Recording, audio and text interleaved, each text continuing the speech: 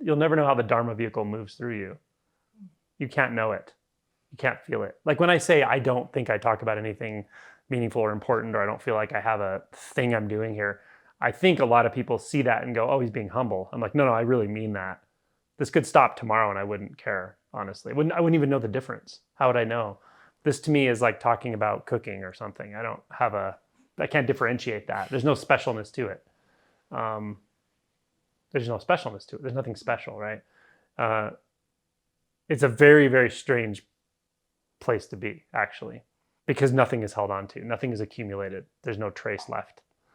And there's no one to enjoy that. It's not like that no trace refers to you as some final destination or something. It's just not like that at all. It's surprising. It can't not be surprising. There's some absurdity to the whole thing. It is kind of a big joke that you go on this path to find that there was never a beginning and end. There was never a path. There was never, a Dharma vehicle.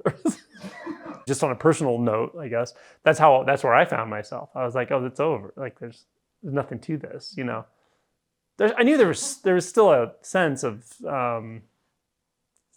something had been seen through for sure, but it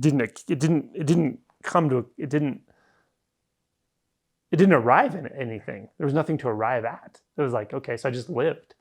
And then later on, like this started happening. People would ask questions or whatever. It would come up in conversation. And it really just snowballed out of that. So while you'll never feel that you've like accomplished something, that's the beauty of this. That's the beauty of this. But what will happen probably is you'll just bump into people and they'll be like, that thing you said, like I had this major shift in my identity when I went home after I like thought about what you said.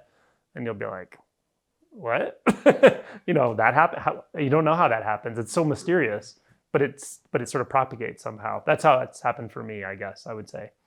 And because there's no hesitation into the relative world, I can go right back into that world with somebody and relive it with them. I can live that awakening with somebody, but there's no holding on to it. The next moment, as I walk out of that moment, it's basically just gone. So it's very mysterious, very strange place to find oneself.